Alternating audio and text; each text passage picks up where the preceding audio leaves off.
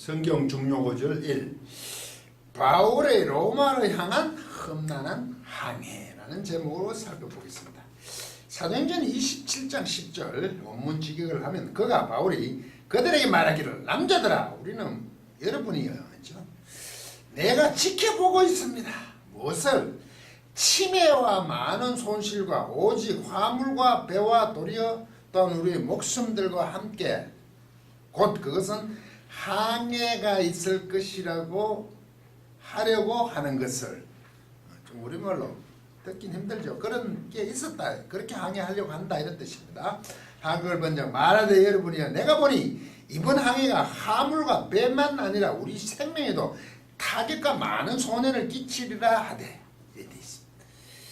이 본문 구절은 사도 바울이 율리오 백부장이죠. 백부장 두 사람 백부장에게 맡겨서 로마로 호송합니다. 다른 제수들과 함께 로마로 압송하는 과정에 있는 일입니다. 아시아 해변을 따라 다음날 시돈에 잠시 정박하고 구브로 해안을 의지하여 무라상에 도착합니다. 무라상에 그리고 이탈리아로 가는 알렉산드리아 배를 타고 타는데 여러 날에 걸쳐 간신히 그 살모네 섬에 지나 그레데 섬의 동쪽 라세 성에 가까운 미안 아름다운 항구라는 작은 만으로 들어갑니다. 이는 풍랑으로 인해 행선하기가 위험하기 때문에 이 길을 택합니다. 그런데 그 시기가 욤키프르입니다.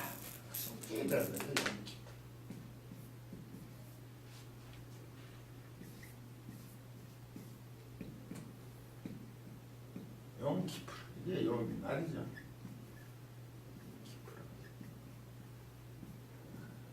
속죄일이라는 게 있어요.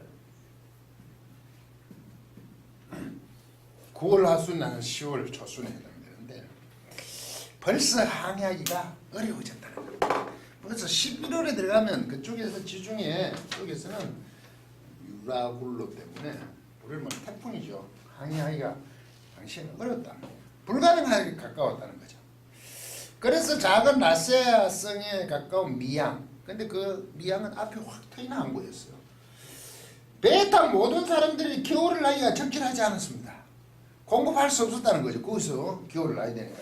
그래서 그 선장과 선주들이 서쪽 베니스 항구 쪽으로 베니스가 포이닉스죠. 헬라에서 온 겁니다.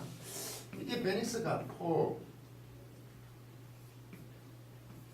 포이닉스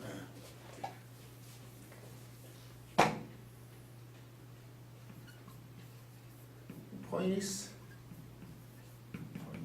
이게 불사조라는 뜻이. 우리 포이닉스 하닉스 영어를 합니까? 포이닉스 영어 한번 프로그램 뜻이죠. 그 항구에 머물고 함으로 백부장도 선장과 선주가 되니까 그 말을 믿습니다. 이때 사도 바울이 한 말이 좀 전에 읽었던 본문 구절입니다. 이래 되겠죠? 대충 보면 이래 되죠.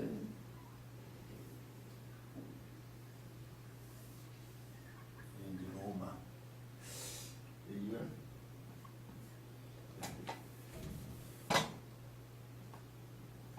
이 갈릴리 이 사해바다 예루살렘 가이사라 이게 안디오 여기 구브로라는 섬이 있잖아. 사이프러스 여기 출발의 시돈이에요. 시돈.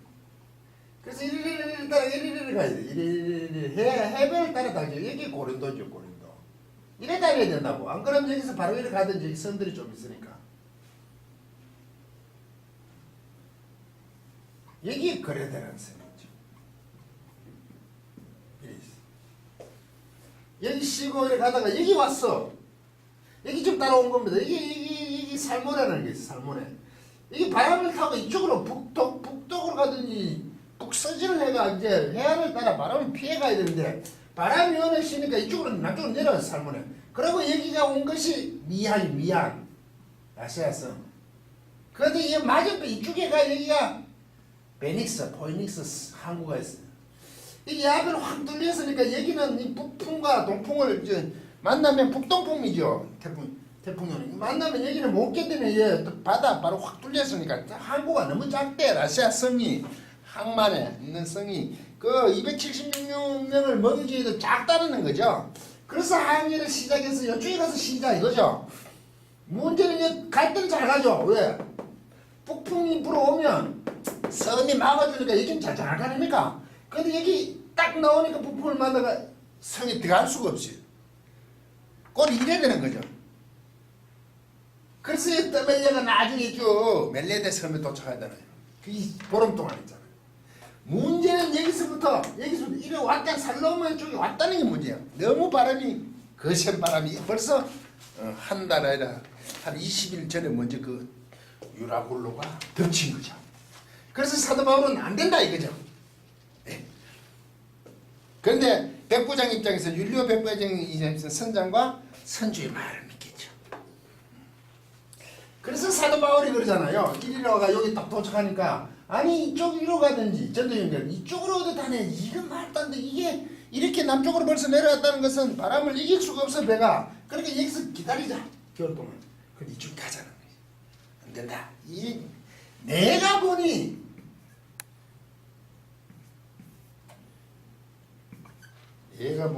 세우레오. 원래 세우레오 여기 얘가 들어가 있는 여기 내가 보니까 직설법이야. 직설법. 내가 보니까 이때 내가 보다 이 세우는 블레프하고 다릅니다. 이거 블레프는 그냥 C 보는 건데 이 세우레오는 자세히 관찰해 보는 거야. 응시해 보는 거야. 내가 관찰해 보는 겁니다. 아주 주의 깊게 보는 거죠.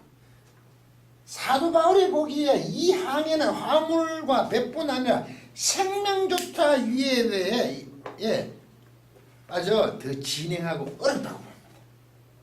벌써 이래 내려왔다는 게 이래 못 가고 서진에는 북진을 해서 가지 못하는. 자기는 확실하게 지금 응시하고 있다는 거죠. 그러나 백부장의 입장은 다르죠. 가야 되잖아요. 그래서 10절 백부장이 선장과 선주의 말을 바울의 말보다 더 믿더라. 더 믿더라. 이게 말론이 더욱더거든요. 이게 더욱더예요. 비겁과 부사. 꾸미는 거죠. 이때 믿었다는 게 아니고 페이 세토입니다. 이게 뭐냐면 원래 이게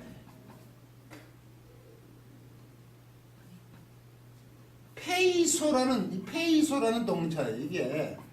이게 뭐야? 설득하다는 뜻이에요. 원래는 이게 과거 수동이니 페이세토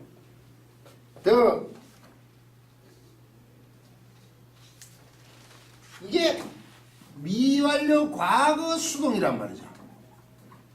과거 세에토 수동 세 이게 세가 들어갔어요. 벌써 페이소 이게 과거 수동. 설득당하여지고 있었다 이거죠. 선장과 선주의 말에 미완료하고 수동태니까 페이소에 설득당하고 더욱더 말로는 훨씬 더 선장과 선주의 말에 율리오 백부장은 설득당하고 있었다. 그래서 그 백부장도 많은 고민을 했다 이런 뜻입니다. 설득당했다. 순간적 글이죠. 바울의 말은. 계속 설득을 당하고 있는 거죠. 백부장의 고민이 크겠죠. 그런데도 결국 더 믿더라도 했지만 설득당하여 고민 끝에 출발하는 거지. 그러나 타격과 많은 손해 이건 조금 살펴봐야 됩니다. 히브리어스가 있는데요. 이거 히브리어스입니다. 카이 또 되죠. 그리고 카이 항상 그리고 카이 히브리어스하고 뭐가 있냐면 우리는 타격과 손해로 됐어요. 그리고 폴레서 이게 많은 뜻이거든요. 많은 제미아스가 있어요. 소유격 제미아스. 이 전부 소유격으로 됐어요. 베타가 붙었기 때문에 앞에 이것도 소유격, 이것도 소유격. 많은 이게 뭐냐면 손실, 뭐 손해겠죠. 많은 손실과 힘으로써 타격으로 번역했는데 타격과 많은 손실과 메타 소유격은 함께 이런 뜻입니다. 있다 이거죠.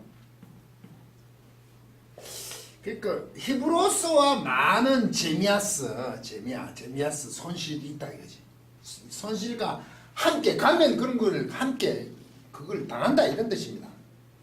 이 히브리어스 히브레오스 이게 원래 원형은 히브레스겠죠. 히브리스 성경은 이제 소위길 히브리스입니다. 이게 타격으로 번역인데 타격이라는 게 의역을 한 겁니다. 뒤에 손해 때문에 했는데 이 히브리스라는 것은 무엇을 얘기했냐면 자기 자신을 넘어 상대방의 영역을 침해하는 거예요. 영역 침해.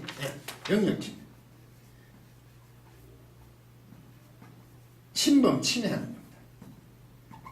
이래서 이게 무엇을 나타내? 거만. 보통 번역할 때 거만, 오만 이렇게 합니다. 자기 상대방의 영역을 침해했다는 거죠. 히브리스가 이게 침해했는 것을 이제 거만, 우리는 오만. 그 굉장히 거만한 사람이죠. 왜 남 영역을 침해합니까? 그런데 이 남 영역을 침해하는 거와 많은 손실이잖아요. 이게 합쳐져 갔잖아요. 히브리스도 히브리어도 맞아요. 그럼 이게 같은 의미여야 돼요. 두 단어가 연결됐을 때 우리는 하나님 나라와 그의 의를 구하라 이런 게 있잖아요. 나는 길이요 진리요 셈 세 개 있으면 엄청나게 더 늦게 많이 해요. 이 두 개 쌍을 잘 이루죠. 구약인 여호와 나의 요새시여 반세시여 나의 성이시여 뭐 엄청 길게 나오죠. 7개가 나오죠. 그걸 엄청난 하나님을 표현을 그렇게밖에 할 수 없다는 거죠. 이게 두 개 있다. 그러면 영역 침해했는 거하고 엄청난 손실의 관계가 같다는 겁니다. 이거. 잘 연결이 안 되죠. 왜 같냐? 이 영역 침해, 상대방의 권한을 침해해서 오는 많은 손실이라 이렇게 보는 거예요. 지금. 그렇게 봐야죠. 왜 이렇게 표현했을까? 누가가 이 속에 이런 말이 들었죠. 선장과 선주들의 판단이 자기 자신을 넘어 상대방을 침해한다고 누가는 기록했죠. 월권을 하더라 이거죠. 네. 제수들의 입장, 선장과 선주들은 자신들의 권한을 넘는 것을 행해요. 왜? 잘못하면 죽음을 맞아야 되는 그런 월권 행위의 결정을 했다 이거죠. 즉 백부장의 판단은 선주와 선장의 말을 들었으니까 상대방을 침해하여 많은 손실을 전달하는 것으로 곧 사도 바울의 한 말이 맞다는 편이란 말이죠. 손실. 타격과 손해가 아니라 이 월권 행위로서 오는 사도 바울은 가지 않아야기 때문에 그게 맞다는 얘기지. 그 말이. 많은 손실이 온다 이 말이죠. 누가는 사도 바울의 편으로 기록을 하고 있고 성경은 그 관점으로 기록하는 거죠. 타격과 손해. 백부장이 지금 판단을 잘못했다 이 말이지. 그게 더 맞겠나요? 그들의 출발은 좋았습니다. 13절 27절 남풍이 순하게 불면 이게 막아주니까 이 섬이 막아주니까 여기서 이쪽으로 가는데 이게 얼마나 좋겠습니까? 그들의 뜻을 이룬 줄 알고 자기 뜻이 맞을 때 낯을 감아 그래도 해변을 끼고 항해하더니 이 해변을 끼고 갈까는 그래도 섬이니까 잘 간다 이거죠. 그러나 얼마 못 가서 유라큘론 동북풍이라고 했는데 유라굴라가 이게 합성한데요. 유라큘론 이거는 유라킬론이에요. 이거 유라굴라라고 그러죠. 우리 유라굴라. 이거 합쳤다는데 이게 북동풍이에요. 북동풍. 원래는 북풍 이쪽에서 땅이 먼저 식잖아요. 겨울 되면. 그러면 여기서 우리도 땅이 먼저 식고 위에서 북동풍 남쪽으로 바람이 내려오잖아요. 여긴 바다 나무로 물이 늦게 식잖아요. 좀 따뜻하면 위에서 내려오죠. 여기서 바람이 불어오고 이쪽에서 땅에서 이렇게 불어가더라 그죠. 이걸 유라굴라. 이걸 우리 식으로 하면 태풍이죠. 우리 지역에서는. 이 바람에 항해를 불가능히 했다는 게 11월에 들었습니다. 이 광풍을 만나 풍랑으로 감히 감당이 되지 않아 배의 기구들을 바다에 버립니다. 이게 이제 난리가 났지. 가다가 갑자기 왜 주인 잘 가도 이 베니스 들어가려니까 그대로 박잖아요. 섬이 막아주지를 못하니까 육지로 갔더라만 그렇겠죠. 배로 가니까. 그렇다고 바짝 붙어가는 거죠. 돌아서는 순간 이 유라굴라 때문에 꼼짝을 못했다 이거죠. 20절 여름날 동안 해도 별도 보이지 않아요. 깜깜하더라고요. 우리도 여름 태풍 오면 뭐 장난 아니죠. 큰 풍량이 그대로 있습니다. 조금도 줄어들지 않죠. 이제 그대로 맞으니까 여기에 북풍을 맞고 이 섬을 통과하고 나오는 바람까지 합체해서 맞았다. 이게 동풍, 북동풍, 쭉바람은 구원의 희망마저 없어졌더라. 죽게 됐다 이거죠. 또한 사람들이 아무것도 먹지 못합니다. 그런데 놀랍게도 14일 동안 여기 셈에다가 이쪽이 시실리잖아. 시실리. 여기가 멜레데 섬에 나중에 멜레데 섬인데 여기서 여기 도착을 이게 무려 900km 직선거리로 엄청 먼 거리입니다.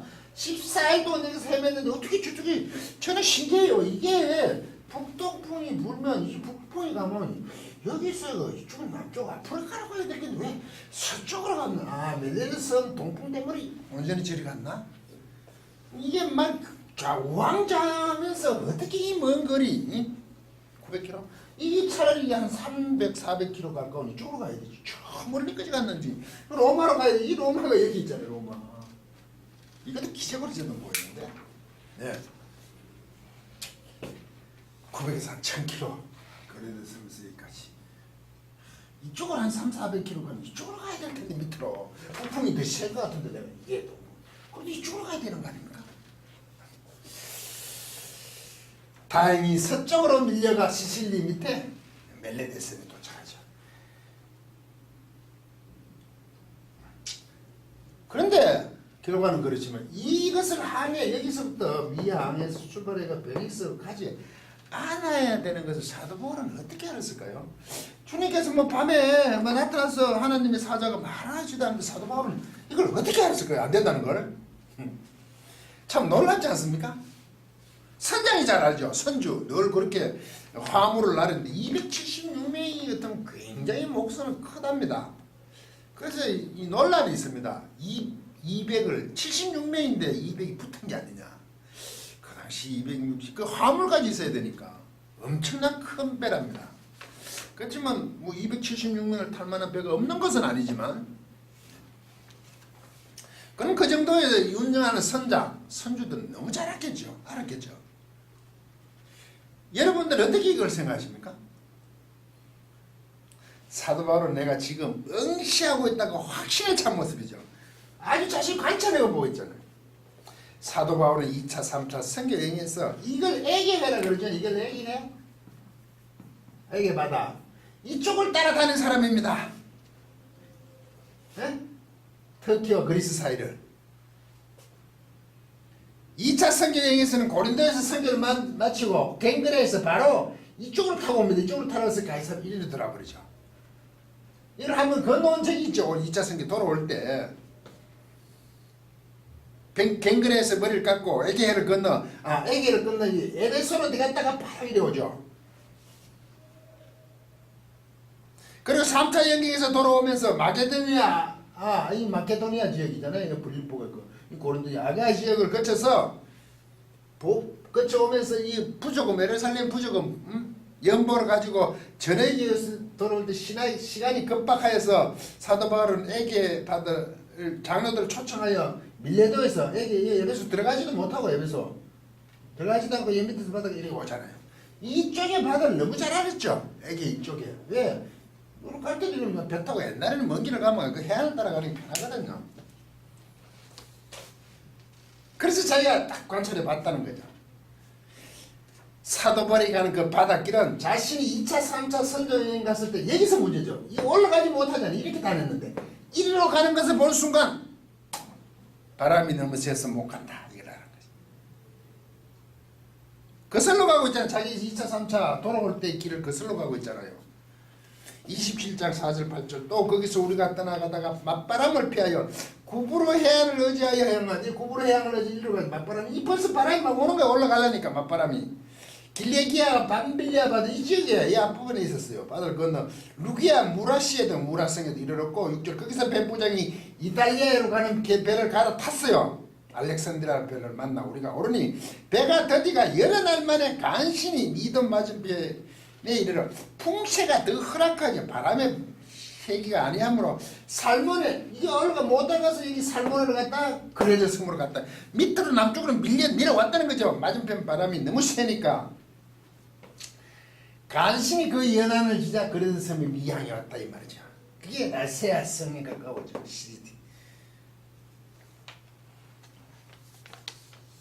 그런데 맞바람을 피하여 지금 구부로 해안 따라 이쪽으로 갔다가 여기서부터 올라가든지 서쪽으로 가지 못하고 맞바람 때문에 밑으로 내려왔다. 여기서 미양 무라성에 가까자 무라시 7절 배가 더디 가서 여러 날 만에 어렵게 니도 맞은편에 이릅니다. 문제는 여기서부터입니다. 이게 지금 그레데스인가 여기서부터 문제가 생깁니다. 이거 못 가는 게 북서진을 못하는 게 여기서부터 문제가 생기기 시작하죠.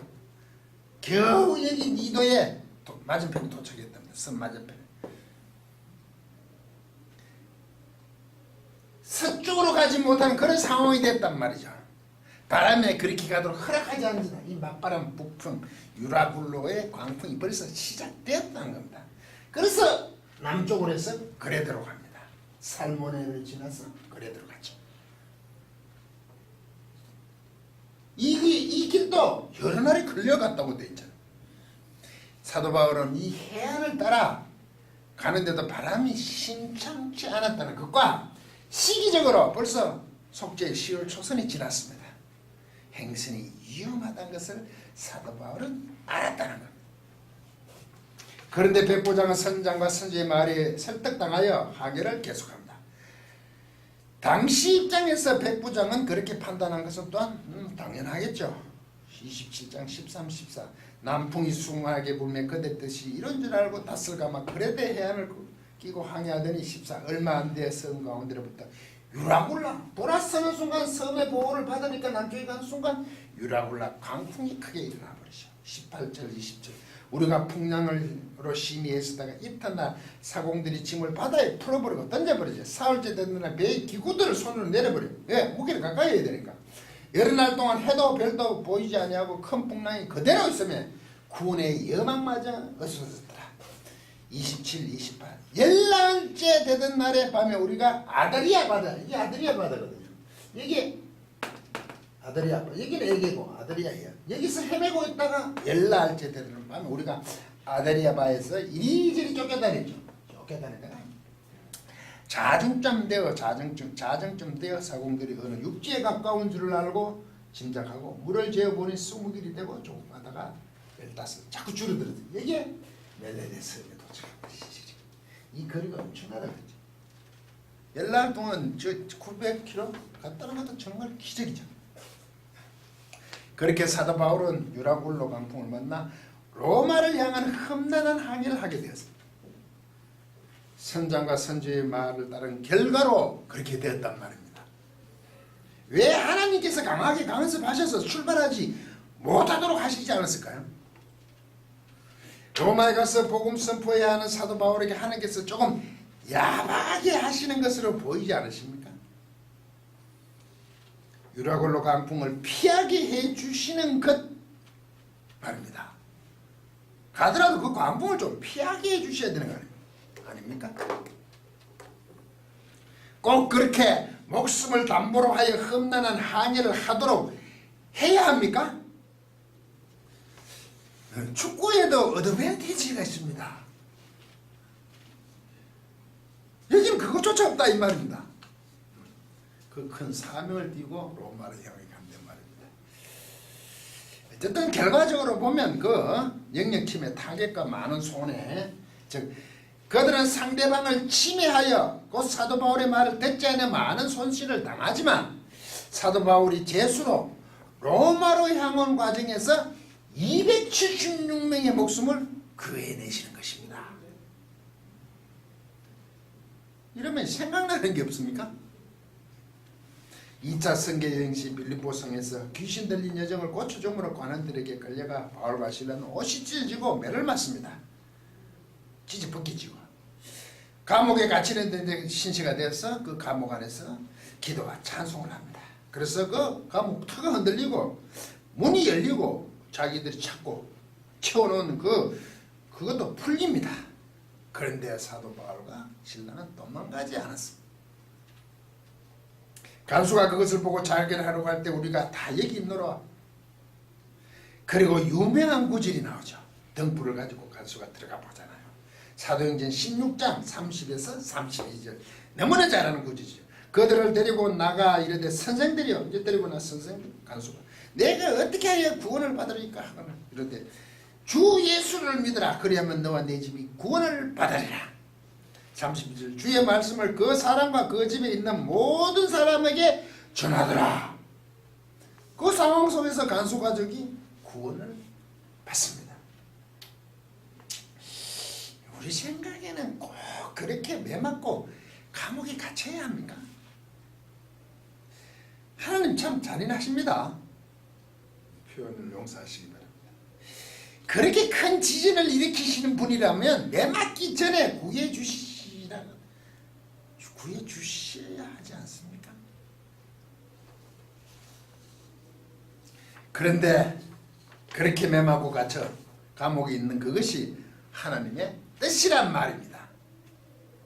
로마를 향한 험난한 항해 속에서도 사도 바울로 하여금 하나님이 살아계셔서 간섭하심을 배에 나타내셨습니다.